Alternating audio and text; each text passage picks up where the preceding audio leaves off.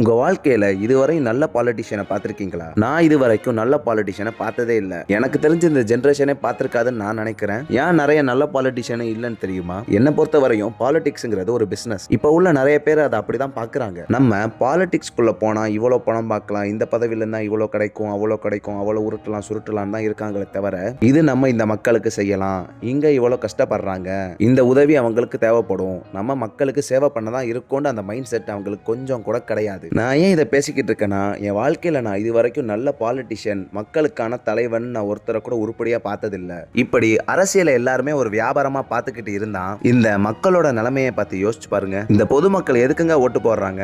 அவங்களுக்குள்ள ஒரு நம்பிக்கை, இந்த தலைவனுக்கு நான் ஓட்டு போட்டான், அவன் எனக்கு ஏதாவது நல்லது செய்வான், நம்மள இந்த தலைவன் தான் காப்பாத்துவான், இவனை நம்ம தலைவனா தேர்ந்தெடுத்தாதான் நம்மளுக்கு நல்லதுன்னு நினைச்சதானே அவங்க ஓட்டு போடுவாங்க. ஆனா இப்ப உள்ளவங்க எல்லாம் எப்படி இருக்காங்கன்னா, அவங்க ஓட்டு வாங்கினதுக்கு அப்புறம் அவங்க முகமே வேற. எலெக்ஷனுக்கு முன்னாடி அப்படி பண்ணிடுவேன் இப்படி பண்ணிடுவேன் சொல்ற எல்லாரும் எதுவுமே பண்ண மாட்டான். நான் சொல்றத நல்ல மண்டையில ஏத்திக்கோங்க. யாருக்கு நீங்க ஓட்டு போட போறீங்க? நான் ஓட்டு போடுற தலைவன் நம்ம நாட்டுக்கு நல்லது செய்வானா? நம்மளுக்கு ஏதாவது பிரச்சனைனா அந்த தலைவன் நம்மளுக்காண்டி இறங்கி வந்து வேலை பார்ப்பானா? எல்லாரையும் போல அரசியலை ஒரு வியாபாரமா பார்க்காம அது ஒரு சேவன் பார்க்கிற ஒரு ஆள் தான் நம்ம நாட்டுக்கு தேவை. நான் இவ்வளவு விளக்கமா சொல்லிட்டேன்.